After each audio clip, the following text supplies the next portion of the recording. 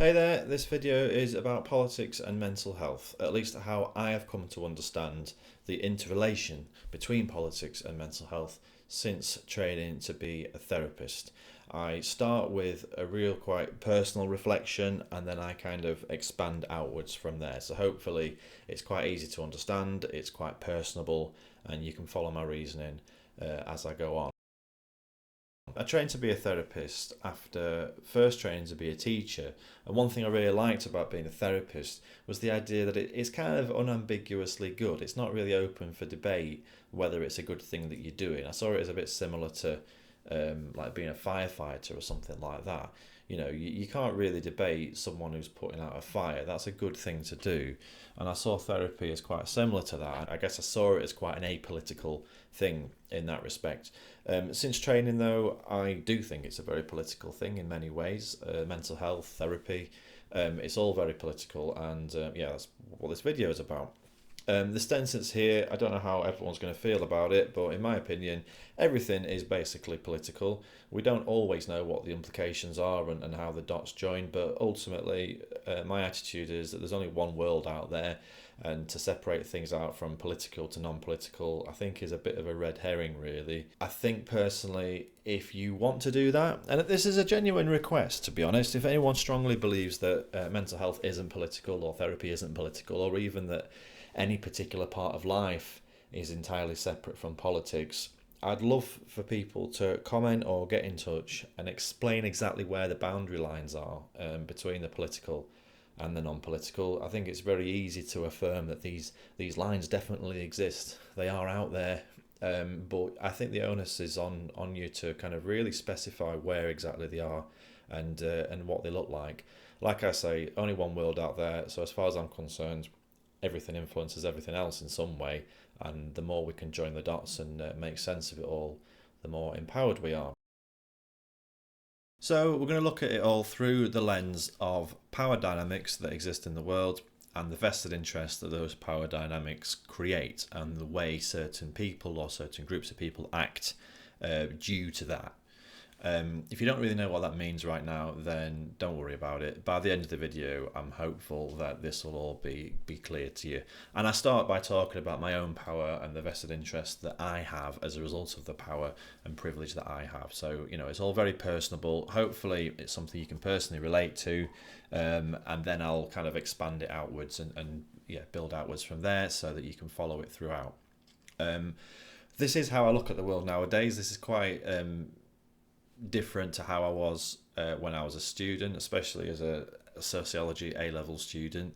I looked at everything in terms of there being a handful of evil rich people that were at fault for everything. They caused all the inequality, and if they were just nicer and gave some of their money around, then it'd be as simple as that. And then I mean that would be good, wouldn't it? But I still believe that would be a good thing to happen. But I think what's changed is that I no longer see evil as a helpful concept. I think evil as an idea or as something to explain why things happen gets in the way of any kind of genuine understanding, to be honest. And I think we do a lot better if we open up that and really look at what is actually going on. I think that's ultimately going to empower us to change anything and to prevent things happening that people might describe as evil. That's the way to tackle it, to try and understand it, and that's my attitude here. So we're going to build up this idea around power dynamics and vested interests. So a foundational idea of everything I'm going to be talking about really is the idea that rather than people rationally and objectively weighing up the facts and information and developing their perspective on the world based on an objective observation of the facts and information and so on, how things actually work in practice, and there's evidence to suggest that this is true, that rather than that, we actually tend to develop political beliefs and other beliefs that justify and explain the life circumstances that we already find ourselves in. Nobody's born in a vacuum. We're all born and we're all brought up and we all live in a particular context. So if you're brought up and you live in a particular context where you have loads and loads of money, you're likely to develop a way of looking at the world that justifies the fact that you have loads and loads of money. You might think that we live in a meritocracy, and actually you or your family have loads of money because you're just better than other people, more intelligent, or whatever else. And I think on a personal level, I can think of examples where this applies to me. I would encourage you to think of examples where you think it applies to you. I think most people would be able to. And I've put it here, it takes effort to overcome this tendency of viewing things purely in terms of what is good for you and what you have a vested interest towards believing. I don't know if it can be overcome 100%. How can you wrench yourself out of the context in which you live in order to see things objectively? I don't personally believe you can do that entirely. I think it'd be quite dangerous to assume that you can, or that you have done. All these people with their biases, I've managed to remove myself and I'm above it all and I can see things perfectly clear. No, I think as a therapist, as a reflective practitioner of any kind, I think it's really important to assume that I don't actually have the ultimate truth, and that I do have biases, and that I do have blinkers on some of the time. That is what's going to encourage me to always be reflecting and always be open to the blind spots that I have. And ultimately, in the long run, I'm going to learn a lot more, and I'm going to reduce those blind spots by never assuming that I'm over it. It's an ongoing process. So here I'm going to talk about my own vested interests in a bit more detail, just to ground this concept and make it as easy to understand as possible. And obviously, I'm sure you'll be able to relate to this. So, for example, my vested interest. When training to be a therapist, I worked as a debt advisor for Step Change. And I realised weirdly around this time, I think there was something in the news about the economy not going very well and lots of people going into debt and stuff like that. And obviously I'm vaguely aware at this point that there's probably a link between financial precariousness and mental health problems. And I realised there's a certain vested interest, at least from a job security point of view, for everything to get worse, for the economy to tank, because that would be good for my job security as a debt advisor. It's a charity debt advisor. I'm not making profit out of it, but I am earning a wage, and the wage comes from people being in debt, basically, and us helping those people. So if more people are in debt, my job security is good. And if everything just goes wrong in general, lots of people are going to struggle with their mental health, which is going to mean that my job as a therapist, once I'm qualified, is also a lot more secure than it would be otherwise. So yeah, that's kind of the first example I have, and it was an example that I noticed quite early on when I was training. And I joke with my friends about how if it all goes absolutely tits, I could be earning a decent amount. Everyone else is depressed, everyone else is unemployed, the world has gone to hell, but I'm doing all right. I'll be pretty well off, actually. The way to tackle this is to be aware of those vested interests. As a private practice therapist nowadays, there is a certain vested interest for me to still have a certain amount of clients in order to pay my mortgage. And so let's say half of my clients are all getting better at the same time, they're all getting to the point where they don't think they really need therapy anymore. That could potentially cause a little bit of anxiety in me, because that'll have quite an impact on my finances if that happens all at once. And it's about being aware of that. My anxiety is due to my finances and the vested interest I have in clients continuing to some extent. I don't let this impact my behaviour because I'm aware of this. If I wasn't aware of it, if I wasn't reflective on it, if I denied that I had any vested interests whatsoever, then I think I might confuse the anxiety for care for the client. I could kind of bullshit myself basically into thinking that this anxiety is due to really real concern for the client if they stop therapy, and I might convince the client to carry on with therapy. And the underlying reason may well be my own financial situation, but I could convince myself perhaps that it's due to concern for the client. And it's all about reflecting. If I'm not aware of it, I become a victim to these vested interests, and I act in accordance with these vested interests, which obviously is going to screw over my client and is unethical. But it's not. I don't think it would be like I'm a nasty person and I mean harm. It's I'm not bothering to reflect on the power that I have and the vested interest that power creates. And that is what causes problems. And that's basically, well, as we'll see in the video, that's basically what the same principle, but applied in lots of different contexts. So to carry on with this, and this is kind of, I do this all the time. Whenever I do any kind of PowerPoint, I talk organically around it and then realise in the next slide that I've already talked about what's on there. Ethical practice requires vigilance to recognise invested interest, blah, blah, blah, blah. Distinguishing between what's ethical and what personally benefits us. If we can't do that, then we're likely to think we're being ethical and think we're behaving in a proper, and decent way, when actually we're just serving our own interests and screwing over our clients and not being very responsible. It's hard to tell the difference if you don't reflect on these things and you spot the vested interest that you have. As I've said here, though, it is often hard to spot. I'm aware of some, like that I've talked about. There are absolutely going to be others that I'm simply not aware of, and there's going to be some that I'm kind of vaguely aware of. So, one that I'm vaguely aware of, or it's there but I'd rather not kind of observe it all the time, is not giving that much of a shit about animals. I'm more aware of it now. I have cats nowadays, and so eating meat, for example, has become a bit more uncomfortable because I've been confronted with the fact that my cats, at least, are really lovely and living creatures. I've never really had much of a relationship with animals before, and having a pet has made me aware of that. It's been quite uncomfortable though, because I have often enjoyed eating meat, and I've often used like a meat feast pizza, for example, as a comfort food. Meat feast pizza, sausage sandwiches, that kind of thing. It's just a nice little indulgence sometimes. So there's a vested interest there to not give a shit about animals and just slightly dissociate, really, when people start talking about the horrible conditions in factory farms and stuff like that. My cats have helped me kind of broke through this, and I reduce my eating of meat as much as possible. I still do sometimes, but I try not to. But it's there. I can't really justify eating meat. And dairy as well, cheese, eggs, that kind of thing. I can't even get myself worked up over that though, so that's just so far beyond my comfort level that I'm just going to kind of detach from that and convince myself that chickens that lay eggs and cows that are milked, they're treated perfectly well. Let's just go with that. I'm not ready to engage on a proper level with that, because I just can't be asked to go vegan. When I observe that, like I am doing now, it's incredibly uncomfortable, because I try not to spiral into a pit of self-loathing as I observe my moral failings as a person. But the point is that we all do this to some extent. So that's an example of something that I have a vested interest. I am dimly aware of it.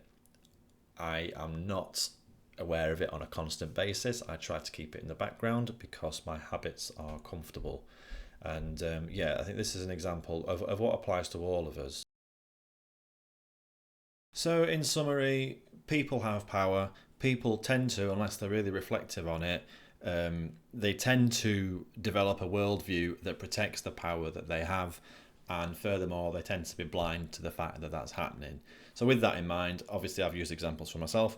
I'm sure you can think of your own. And there are many examples in the history of mental health of this happening also. People with power choosing to explain the behaviour of people who do not have power in terms of the problem existing entirely within that person. And there are lots of quite self-serving reasons for them to do this. It's not because they're evil, but it's because they're blind to the power that they have and the influence it's having on them. So first example is drapetomania. This is the gold standard of examples of this. This is absolutely brilliant. Drapetomania was a 19th century disease, we could call it, or diagnosis, that was suggested by Samuel A. Cartwright, who you can see here, and it was suggested in relation to slaves. Now, without knowing anything else about it, you might think that Samuel A. Cartwright really cares about the welfare of slaves and he's trying to understand, what they're struggling with so he can help them better. You might think differently, though, once you are told that the main symptom of drapetomania is the slave trying to escape. It's absurd from our perspective. Symptoms include them trying to escape slavery. So drapetomania basically is an attempt for someone with particular power, a white guy, as we can see here, framing the slave trying to escape slavery in terms of a problem that exists within the slave. It's not because slavery is bullshit and it's a crime against humanity and it's a massive injustice, because to acknowledge that, if he lives in this society that benefits from slavery, to acknowledge that would be pretty threatening to the power dynamics at the time, wouldn't it? So what he's got to do, he's got to place the problem within the slave, because if it's within the slave, there's nothing wrong with the system, there's nothing wrong with society, there's nothing wrong with how we do things with slavery or anything. The problem's within the slave, and drapetomania is an attempt to do that. Need to emphasise again though, I don't think Samuel A. Cartwright was deliberately trying to do this. I think, like I said, his perspective, I'm getting out of breath now, I'm getting worked up. His perspective is just skewed completely by the power that he has and his blindness to that power, the lack of reflection over the power. He's naturally going to want to protect it, so he looks at everything in terms of things which do not threaten the power that he and his group, I guess, white people have. Next example. Here we have the man himself, Big Daddy Freud, writing in 1896, suggesting that hysteria may well be caused by sexual abuse. He wrote a paper called The Aetiology of Hysteria. Aetiology, I think that's how it's pronounced, not sure. Aetiology relates to like figuring out the cause of something. And he suggested, a lot of his client base that he's basing this idea on, who have hysteria, which was, pretty trendy label at the time. A lot of them talked about being sexually abused as kids. So he came out with this piece of writing. I think it caused quite a stir in Vienna, where he was writing at the time. I think, nowadays, the idea that somebody being sexually abused as a kid might cause mental health difficulties at some point in your life, I don't think that's particularly controversial nowadays. But I think back in the 19th century, this did cause quite a stir. That wasn't a well-known idea. And it's worth pointing out that his client base at this time were women made up of the Viennese aristocracy. So he was kind of implicitly suggesting that a fair amount of the Viennese aristocracy may have been doing a bit of sexual abuse. And I think Freud probably correctly figured out that would be bad for his career to say things like that about very powerful people in his vicinity that could have an influence over the trajectory of his career. So he never spoke about this ever again, as far as we're aware, for the rest of his life. As far as I'm aware, anyway. If anyone is aware of any other information contrary to this, then please get in touch and let me know, because I'd be really interested in that. But yes, I think he realised the implications, realised the controversy, never wrote about this again, and a couple of years later wrote a fair amount about kids actually being attracted to their parents. They're unconsciously attracted to their parents. This is the Oedipus or the Electra complex, depending on your sex, apparently. Quite different implications for that.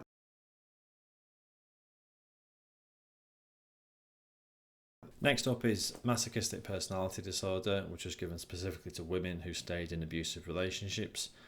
I think this is another example of the person with the least power being problematised, because that's the least disruptive to the power dynamics that exist in the society in general. Let's blame the woman, or let's place the problem within the woman. She's got a problem, she's got a disorder, rather than the man. That's not seen as a problem. Or why don't we problematise the man, or why don't we problematise the system that creates this kind of shit from happening in the first place? This irritates me quite a bit. Mainly, I think, because I work with people with personality disorders on a regular basis, and the framing of personality disorder suggests that the problem exists within the person.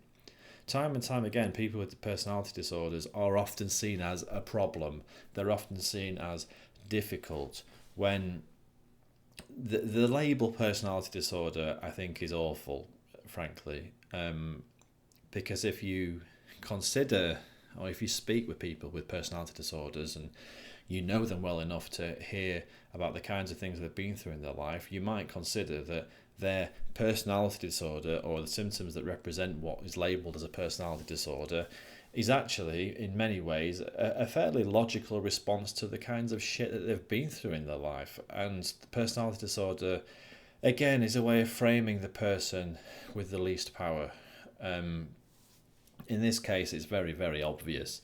Let's frame the problem as existing within the woman who has stayed within her abusive relationship, rather than the man who is abusive. I would say the problem exists within him, and maybe he's had his own shit to deal with, and that's why he's ended up being abusive. But his behaviour is the one that's problematic, is causing harm. So I don't know, I think we should probably focus on him as being part of the problem, and certainly the system as a whole that enables that kind of stuff to happen.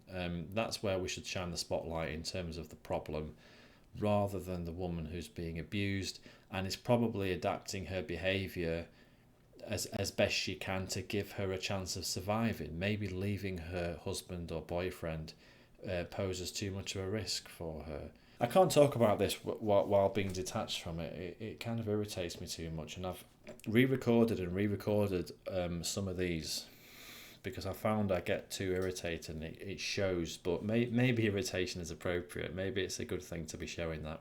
I'm not entirely sure.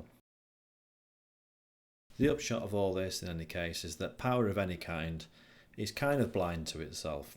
It needs to be blind to itself, because if it wasn't blind to itself, then it would kind of dissolve, really.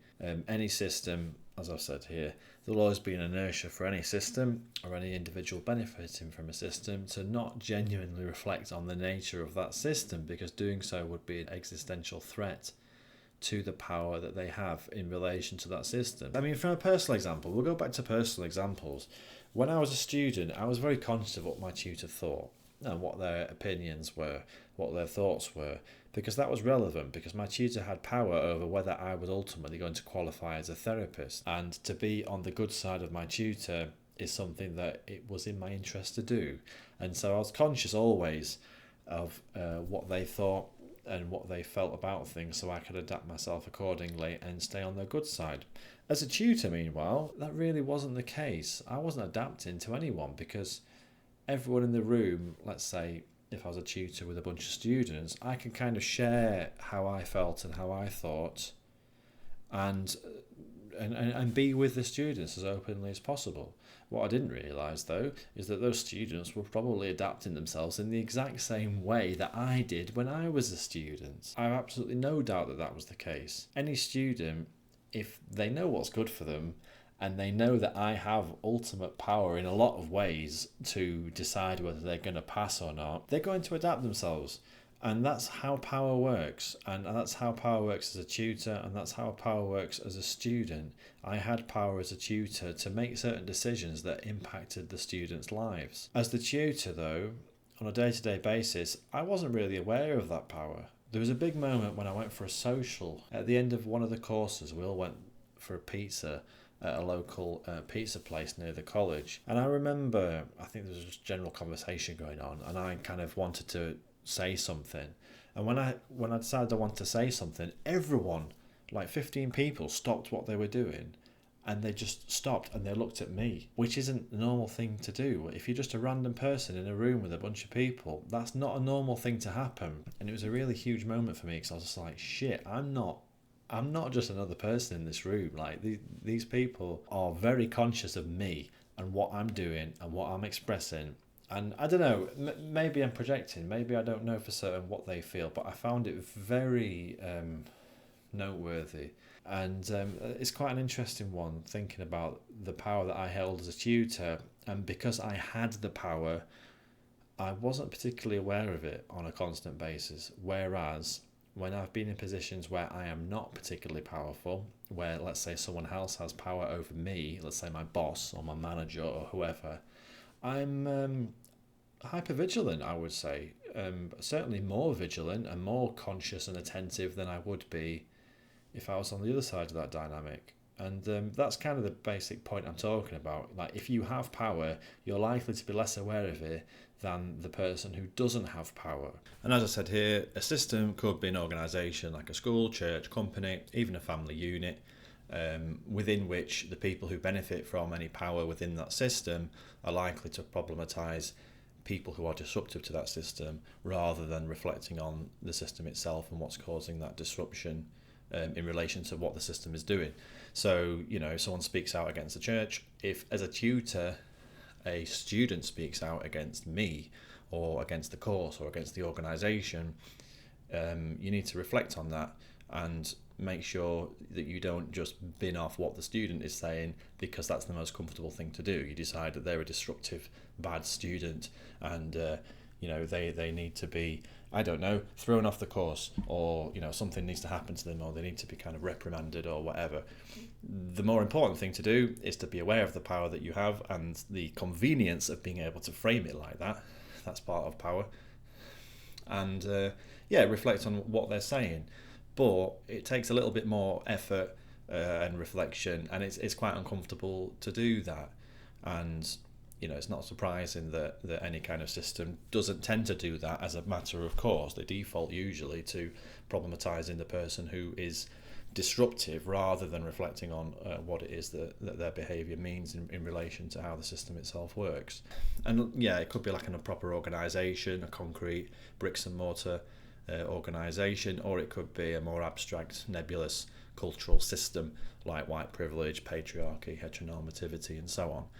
In relation to this, it's a little bit harder to talk about, I suppose. It is more abstract, but white privilege, for example, is the notion that as a white person, I'm less likely to experience barriers in the way of things that I want to do. As a white person, I don't tend to notice the barriers that other people experience because I'm white and it's not my life. And so there's a vested interest for a lot of white people as a result of that to deny that those barriers exist for other people and deny white privilege as a thing. And it's the same with patriarchy, same with heteronormativity, etc. People with power would rather problematize the people who highlight problems in the system rather than reflecting on the system itself or even acknowledging that system exists. I'm not particularly an expert on these things, but I am very interested in the power dynamics at play and the way people use that power. We're now going to talk about vested interests that exist in the mental health world today. Now, it's a little bit harder to talk about this, to observe these vested interests, mainly because we have less of a vantage point. We're a lot closer to the world that we currently live in, obviously, as opposed to one from 200 years ago. However, we can observe certain things that I think are very important when considering the vested interest that may exist and the powerful forces that may influence how we understand mental health. So the two things are, one, enough power to shape the narrative around mental health. So, there are certain groups that are incredibly powerful that are able to influence how we even understand this stuff. And two, a vested interest to do so in a particular way. So not only do they have huge amounts of power that they could potentially use to influence how we understand mental health, they are going to want to do it in a particular way that's beneficial or profitable to them. What examples can we think of where all of this applies? First example I can think of are pharmaceutical corporations. Multi-billion-pound pharmaceutical corporations have a vested interest to look after their own profits. And this vested interest can result in them framing mental health difficulties purely in terms of broken brains and chemical imbalances, because this way of looking at it and explaining things lends itself to people taking their drugs on a very long-term basis and keeping their profits flowing. It's worth bearing in mind as a part of this, no test whatsoever exists to measure any such imbalance, and no psychiatric disorder has been evidenced to be linked with any single biochemical disturbance either. Despite this narrative is pushed out there on a very regular basis. This isn't to say that individual people who work for multi-billion-pound pharmaceutical corporations are deliberately lying. There may be very well-meaning people working for these organisations. Nevertheless, the way corporations work is that they need to be increasing the prices of their shares on a regular basis because they're owned ultimately by shareholders. Most people who are shareholders, most people who go out and buy shares in different organisations don't tend to be doing it because they're particularly attached to that organisation. Some do, but a lot do it because they think the share price will increase at some point in the future and they're going to make a profit on their investment. So the people that manage these organisations care about increasing their shares, and peddling a narrative that results in loads and loads and loads of people needing drugs all the time is massively profitable in that respect. And so these organisations are going to look at it purely in that way. Might not be deliberate, might not be conscious, but that vested interest is absolutely there, if you ask me. In relation to the lack of biological markers, this isn't an outlandish idea. David Kupfer, who was literally the chair of the DSM-5 task force. So DSM-5 stands for the Diagnostic and Statistical Manual of Mental Health Disorders, which is kind of the textbook thing. It's literally a textbook of what mental health disorders are out there. He put this together and he admitted, in the future, we hope to be able to identify disorders using biological and genetic markers that provide precise diagnoses that can be delivered with complete reliability and validity, much in the same way as physical illness. Yet this promise, which we have anticipated since the 70s, remains disappointingly distant. We've been telling patients for several decades that we are waiting for biomarkers. We're still waiting. And that was written 12 years ago, and we are still waiting today. Nevertheless, this narrative is hammered out there because huge organisations have a lot of profit to be made from this narrative being put out there, despite whether or not it's true. Maybe people who work for these organisations, maybe some do think it's true, maybe. The massive vested interest, though, is, I think, likely to skew people's perspective on this, and certainly gets in the way of us being able to have a genuine conversation about things that is focused on what the truth of the matter is, rather than what profit can be made from it. Psychiatrist Joanna Moncrief, who writes a lot about this, talks about how the chemical imbalance idea, despite there being no scientific basis for it, remains prevalent anyway, simply because of how often it's echoed by other people. So I'll read this out again. The message is repeated on numerous company websites, despite the fact that it cannot be clearly substantiated with scientific evidence. Information produced by professional bodies and charitable groups also promotes this view, and it's reported by the media as if it were established fact. This is how psychiatric knowledge has come to be distorted by commercial interests. If you have enough money to help fund charities, basically you have enough money to throw around everywhere, you can influence how people speak about these things. Money equals influence, essentially. And as important as the scientific process is to understanding all of this stuff, the scientific process can be circumvented if people have enough money to change how people even conceptualize the topic at hand. Joanna Moncrief doesn't just offer a critique of the current way of looking at things, though. She offers her own, I don't know if it's her own, but in her book she offers another approach towards viewing drugs. So she distinguishes between the disease-centered model and the drug-centered model. The disease-centered model is the one peddled by pharmaceutical corporations, the idea that mental health difficulties are caused by an underlying biological abnormality, and psychiatric drugs balance out this abnormality. As we said, this leads into share prices going up because they're selling loads of drugs.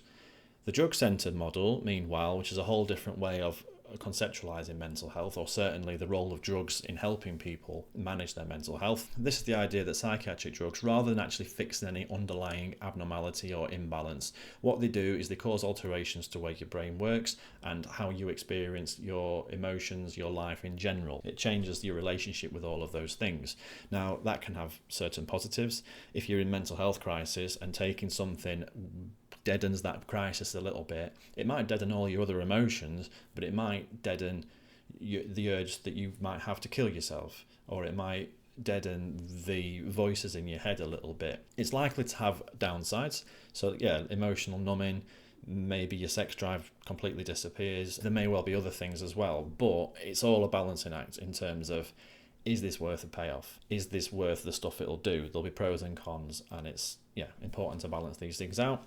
I'm not against the use of drugs in helping people. I've met many people, personally and professionally, who have been really benefited by psychiatric drugs, so I'm not against them per se. What I'm pointing out here is the massive vested interest in hammering the idea that drugs fix people. But this drug-centered model, which is a lot more measured in my opinion, is not going to be good for the profits of pharmaceutical companies. So they're going to resist this kind of thing. They're not going to like it. Why would they? Why would they promote a model, a way of looking at things that is going to reduce their profit? As we've already talked about, profit is what corporations are there for. If it was an organisation with a single private owner, perhaps, You could argue that it may exist for other reasons. Maybe that owner really does care about supporting people with their mental health problems. With it being a corporation, though, the owners are often relatively detached shareholders that care only really about the price going up of their shares so they can make a profit on their investment. And the people working for the organisation are beholden to these people and those numbers going up. So the corporations, in my opinion, maybe I'm cynical, but corporations generally, what they're actually selling is generally a means to an end of their shares going up. And they're not going to promote a way of understanding mental health which results in their shares going down. The CEO of that corporation is not going to last very long if they say or do anything which is going to result in that. So there's a massive vested interest against these companies acknowledging the more complex relationship between psychiatric drugs and mental health difficulties. It's very much in their interest to hammer the idea that drugs cure mental health difficulties and that mental health difficulties are actually brain abnormalities. I don't think it's a particularly radical notion, the idea that corporations are likely to value profit over anything else.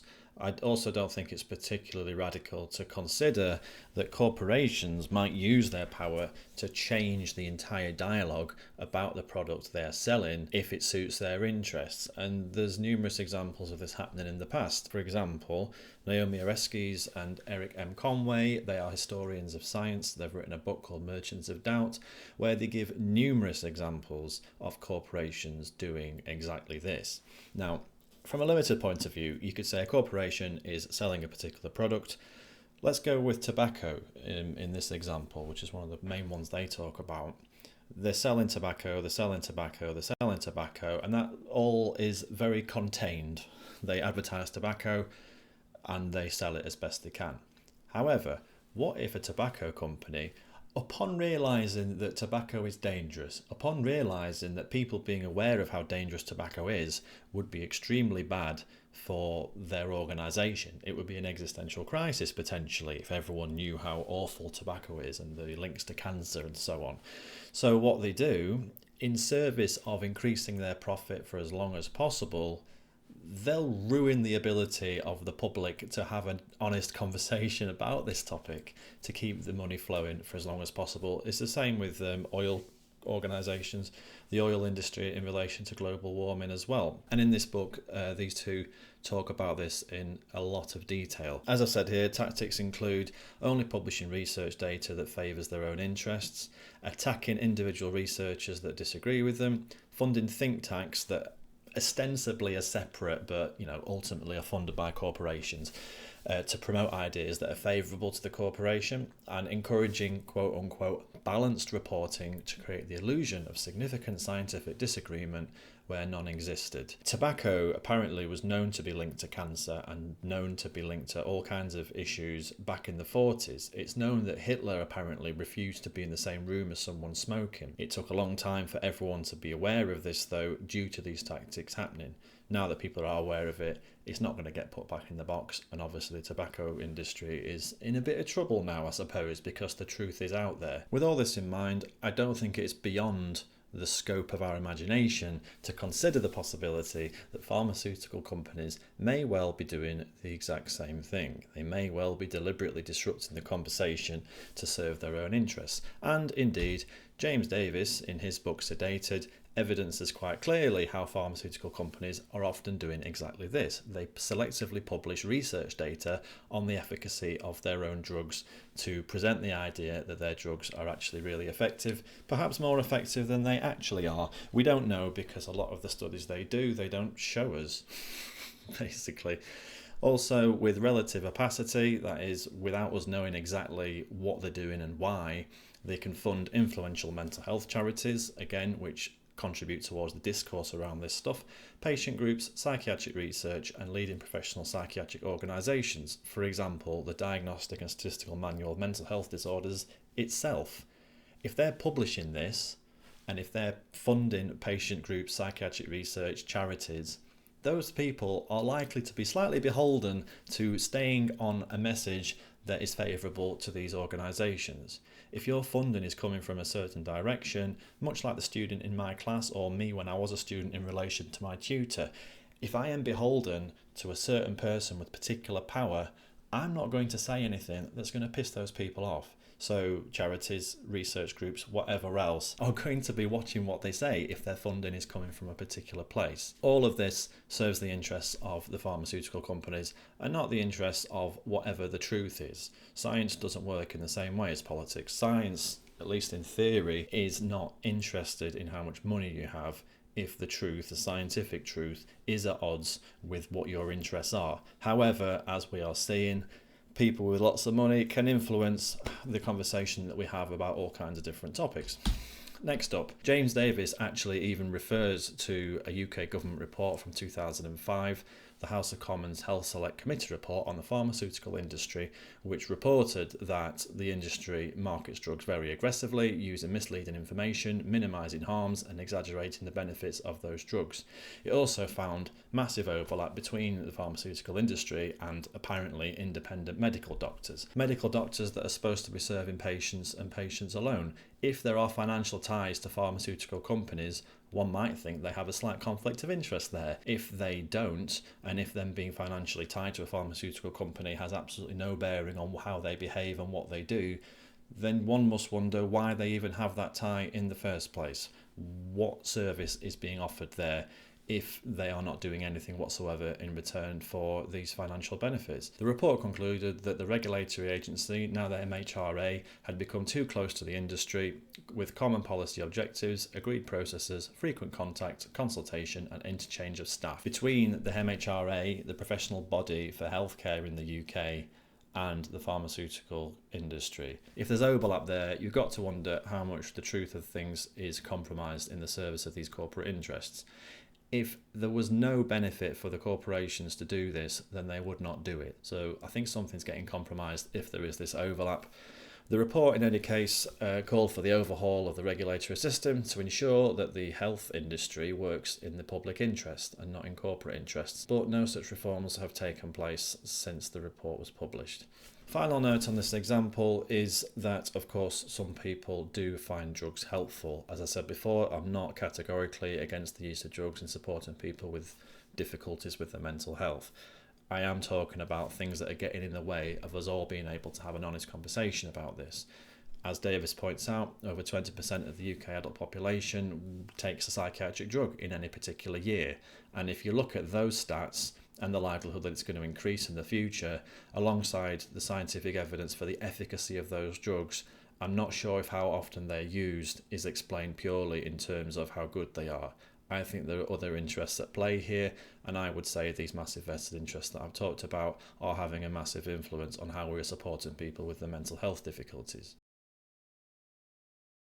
Next example of vested interest potentially affecting the narrative of how we understand mental health difficulties is in relation to psychiatric diagnosis, the veneer of scientific rigour, as I've put here, offered by psychiatric diagnosis and the power that many professionals gain from that veneer. We're going to talk a little bit about the process of being diagnosed here. We're mostly, though, later going to talk about the creation of these labels themselves and what scientific processes, if any, were involved in their creation. So in terms of actually being diagnosed, let's say you go to the GP, they refer you on to a psychiatrist and you end up getting a diagnosis.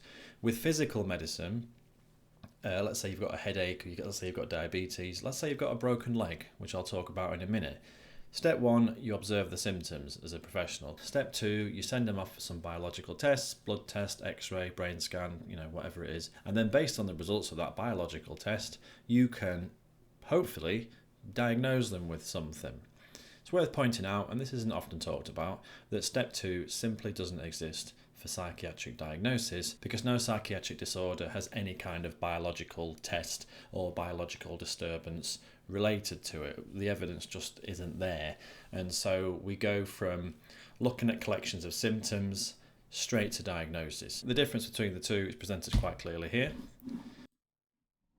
Physical diagnosis. Why does your leg hurt? Because I have a broken leg. How do you know you have a broken leg? Because I went to the hospital and they gave me an x-ray and I could see that my leg was broken. And as you can see, there's symptoms, there's a test, and there's a conclusion. Now, with psychiatric diagnosis, why are you hearing voices? Because I have schizophrenia. How do you know you have schizophrenia? Because I'm hearing voices. and round with the circular logic it goes. Within that explanation, there's no actual insight given into what the meaning of their experiences are. Let's say they hear voices. What's the meaning of that experience? Oh, I have schizophrenia. They're placing a label on it rather than actually trying to explain anything. And personally, I see psychiatric labels as similar to dark matter or dark energy in the sciences. I'm not a physicist, but my understanding is our model of the universe, in order to make sense, needs to account for huge amounts of matter and huge amounts of energy, which we simply can't account for. So we've created these labels, basically placeholders, dark matter, dark energy, to give us something to go on just so our model makes sense. We don't know what the hell dark matter is, we don't know what the hell dark energy is, but they're placeholders to help us make sense of things. That's how I see diagnostic labels as well. I'm not categorically against labelling, but I think how it can be used can be quite problematic, which we'll get into. But it's not just the process of diagnosing people without biological markers. Obviously that's not very scientific, and that's not often talked about, the lack of science behind these kinds of things. I would argue, though, the labels themselves are questionable also, and they've been roundly criticised for lacking scientific basis in their creation. Lucy Johnston, a psychologist who's been quite outspoken about this kind of thing, she's kind of one of the leaders in the movement criticising it. She's put, in biblical times, people believed that madness was caused by evil spirits. No one could actually see them, but everyone was sure they were there.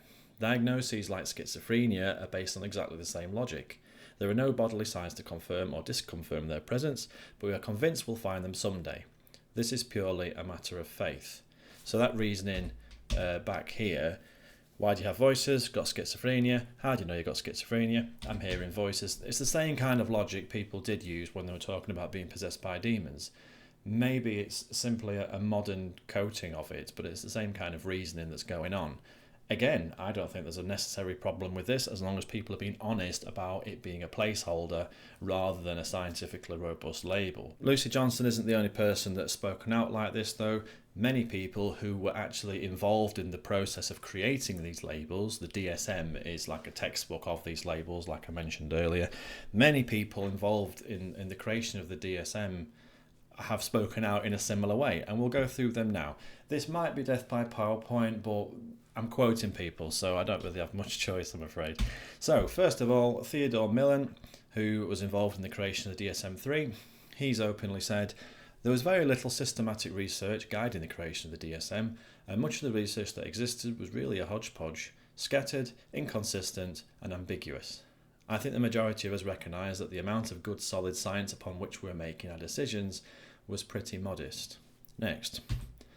This is Donald F. Klein, a leading figure in the creation of the DSM-3. We are forced to rely on clinical consensus, which admittedly is a very poor way to do things. We thrashed it out, basically. We had a 3-hour argument. If people were still divided, this is important, the matter would be eventually decided by a vote. Now, if you want to claim that this stuff is scientific, I think it's very difficult to argue that scientific truth can be decided upon by a vote. That's not how science works. That is how politics works. Next, René Garfinkel, psychologist involved in 2 DSM advisory committees. What I saw happening on these committees wasn't scientific. It more resembled a group of friends trying to decide where they want to go for dinner. One person says, I feel like Chinese food. And another person says, no, I'm really more in the mood for Indian food. And finally, after some discussion and collaborative give and take, they all decide to go have Italian. Next. This is Dr. Alan Francis, chair of the DSM-4 committee. There is no definition of a mental disorder. I mean, you just can't define it. It's bullshit. And they're strong words from the bloke who created one of, it's a big part of the creation of one of the books that define mental health disorders. Isn't that interesting? Robert Spitzer, meanwhile, he was a big influential figure in the development of the DSM. He acknowledged later in life that the DSM has played a big role in the medicalisation of distress, which naturally is going to be met with delight by pharmaceutical companies who can make an absolute killing out of that.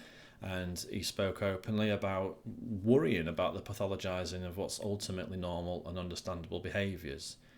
Personally, and I guess I'll be open about this now, I personally am inclined to see a lot of mental health difficulties as ultimately understandable and somewhat logical reactions to the things that people go through. If we had a God-level understanding of everything people have been through, I think quite often the things they're experiencing can be seen as reasonable adaptations they've needed to make in order to increase their chances of survival. And that's whether it's turning the volume down on all of your feelings so that you're feeling numb and empty, whether it's turning the volume up in many ways and becoming hyper-vigilant of any potential danger around you at all times, whether it's removing your awareness from a particular situation because it is just too overwhelming.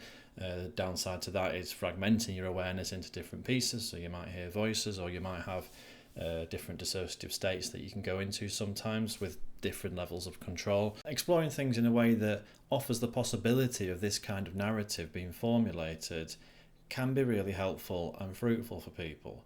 I personally, as a person-centred therapist, I'm not inclined to be creating people's narratives and deciding why they're like that and so on. I offer them the space to explore. But I think however you do it, some way of engaging with someone struggling with their mental health on whatever level, in whatever way, whereby they can come to understand it in terms of adaptations of the things they've been through, can be really helpful. And yet none of that is implicit in any of this. Many psychiatrists do look at it, and I think social factors are considered a lot more nowadays by many people, but it's not implicit in the diagnosis itself, and I think that is incredibly problematic because it's got the potential to remove people from their ability to make sense of their own experience. They're waiting for a professional to come along and stamp them with a label, and that can be presented to them as though it's the beginning and the end of who they are. Again though, I'm not categorically against labels. I think they could be helpful as a placeholder. It can be comforting for someone to know in the midst of a mental health difficulty, mental health crisis maybe, that at least their experience is familiar enough to people that we've given it a name. That can be helpful. And so, and especially, if someone comes to me and says, oh, I'm this, I'm that, I'm X, Y, Z, if they find that helpful and that's how they see things, then I'm not in a position to be telling them otherwise. That's entirely valid. The person, the service user, the client, whatever word you have, is the arbiter of what they find helpful. And whether it's using a label or whether it's a more narrative approach, or maybe it's a mixture of the two, whatever, I think that's all fine.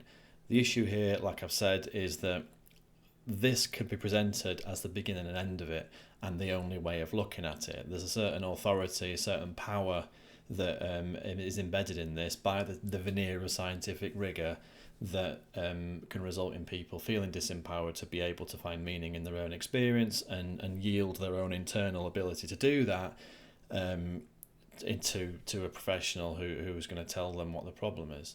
I don't think that's ultimately empowering in the long run, and I think people should have a choice of how they come to understand things. There's quite a lot of evidence surmounting and growing as we go to suggest that mental health difficulties are often associated with things that we've been through. Bessel van der Kolk, psychiatrist and author of a pretty seminal book, The Body Keeps the Score, which most mental health professionals and a lot of the public are probably familiar with. It's where he talks about the role of trauma in the development of mental health difficulties. The body keeps the score is a reference to the idea that we often hold trauma physically in the body as well, whether it's like a tightness in the chest or whatever else. And he talks about the physical health difficulties that can result from trauma. This is a quote from him. He's quite critical of the DSM-5, well, the DSM in general, but especially the DSM-5. Despite the fact that we know the origin of many of the problems it identifies, the DSM-5 diagnoses describe surface phenomena that completely ignore the underlying issues. Even before the DSM-5 was released, the American Journal of Psychiatry published the results of validity tests of various new diagnoses, which indicated that the DSM largely lacks what in the world of science is known as reliability, the ability to produce consistent, replicable results. In other words, it lacks scientific validity. However, as he goes on to explain here, that didn't prevent the next version of the DSM from being published, from meeting its deadline and being sold to basically every lawyer, every health practitioner and lots of other professionals around America and around the world, yielding in lots and lots of profit, basically, because all the copies of the DSM-4 had to be replaced by the DSM-5. His suggestion here is maybe that's a possible reason why they push for another version of the DSM. And more broadly, maybe that's the reason some people are absolutely insisting on using these labels and wrenching people's mental health difficulties away from the circumstances of their actual life, because people have a lot of money to make out of it.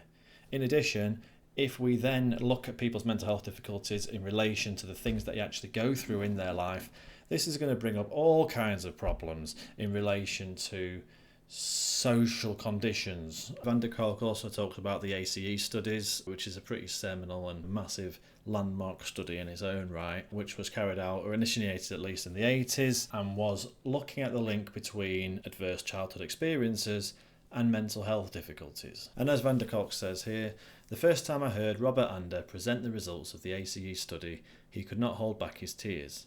When the study data started to appear on his computer screen, he realised that he'd stumbled upon the gravest and most costly public health issue in the United States: child abuse. He calculated that its overall costs exceeded those of cancer or heart disease, and that eradicating child abuse in America would reduce the overall rate of depression by more than half, alcoholism by 2/3, and suicide, IV drug use, and domestic violence by 3/4. It would also have a dramatic effect on workplace performance and vastly decrease the need for incarceration. From reading that, I think I'd like to read more about the study to know how exactly they've specified the exact impact that child abuse has. I'd also want to know how exactly they've defined child abuse, because I don't think child abuse is the only thing that someone can go through that'll have an impact on their mental health. People can go through all kinds of things that wouldn't usually come under the category of child abuse. However, the ACE studies are pretty widely regarded as seminal studies in exploring the relationship between people going through serious shit in their life and them being more likely to struggle with their mental health afterwards. Despite this though, labelling people with abstract, decontextualised labels is still something that often happens. I think that's incredibly problematic. I think throwing drugs at people, especially if it's a substitute for listening to them and offering them a space to explore things, is also extremely problematic. Not categorically against diagnosis or drugs though, it's all about how they're used. I've personally met, as I said here, I've worked with people and do so on a relatively frequent basis who have been given a label by some professional and can't get rid of it. Everyone looks at them now through the lens of this label, or the professionals do anyway, and the label is often used as a way for professionals to convince themselves that they understand them without having to actually listen to them. Much like drapetomania back in the day. Let's problematise the slave, let's decide their problem is drapetomania, then we don't have to listen to them like a human being. We have a conceptualization of them that means that we don't have to empathise. Now, I'm not saying that this is the same as drapetomania. Obviously, slavery is a lot worse than what's happening here. But the principle is similar. I work with people a lot who feel ignored and don't feel heard, and as though the label is just getting in the way of people's ability to engage with them as a person, professionals especially. And my thinking is, considering these labels are not scientific, I think people should have the choice of getting rid of them or not taking on these labels at all. I think when service users, when clients, when people are giving a particular label, a psychiatric label, that isn't scientific, and they have no choice over whether or not they can get rid of that label from their record, I think that's an abuse of power, and I think it serves to empower and comfort the professionals involved rather than the actual service user themselves. Again though, like I say, a lot of people might find their labels beneficial, in which case great. It's just if they don't find it beneficial, considering these labels aren't particularly scientific and are generally quite flimsy and open to interpretation, a lot of the categories behind a lot of the diagnoses are essentially social judgments. A good example of this is borderline personality disorder, where one of the criteria is inappropriate anger, which is entirely open to interpretation. The symptom of inappropriate anger is often weaponized by people and used to explain a person's sense of injustice at how they're treated within the mental health system. That's a whole series of events that I've seen unfold. Whether or not their anger is inappropriate though, if you consider the broad situation within a person's life, maybe their anger is appropriate. Maybe they've been through some things And their way of responding to feeling powerless over their circumstances and feeling as though someone else is taking power away from them is to become angry. Maybe that is a way that's helped them survive at certain times in their life. And maybe the psychiatrists and whoever else are wielding power in a way that they might not be fully aware of.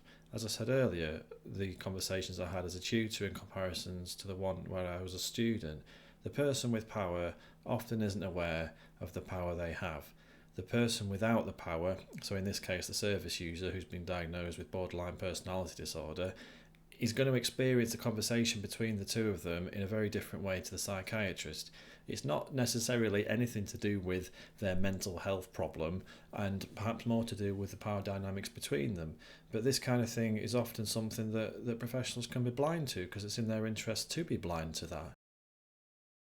So, final thoughts now. There's a massive vested interest, as we've explored, towards problematising the person and seeing people as broken or ill, rather than considering what we call mental health difficulties as ultimately perhaps rational and logical adaptations people have need to make to circumstances that are overwhelming or incredibly distressing to them. Doing that would involve having to listen to people, and if we start listening to people who are struggling with their mental health issues, that is on a systemic level, it's not going to be long until we start having to ask uncomfortable questions about poverty and funding support services, and potentially making all kinds of changes to society as a whole, because the implications will be huge. So yeah, there's a massive vested interest to look at it all in terms of decontextualised labels and ways in which people just randomly break for no reason. It may be biological sometimes, I don't know. Obviously I have a vested interest, and I should probably acknowledge this, towards looking at social explanations for mental health difficulties. Maybe, there is a biological component, and maybe that there is something to that. Time and time again though, the narrative side of things, people going through things and adapting accordingly, does seem to fit. And the fact that it's been ignored in psychiatry, at least in terms of the diagnosis, is quite telling to me. Anyway, thank you for making it this far, if you have done. I think there's a half decent chance I'm going to be talking to myself at this point. But whatever, I'm glad it's out there so I can point people at it. Thank you, and enjoy your day. Oh, by the way, we better say goodbye. Bye-bye, everybody. Bye-bye, everybody. Bye-bye.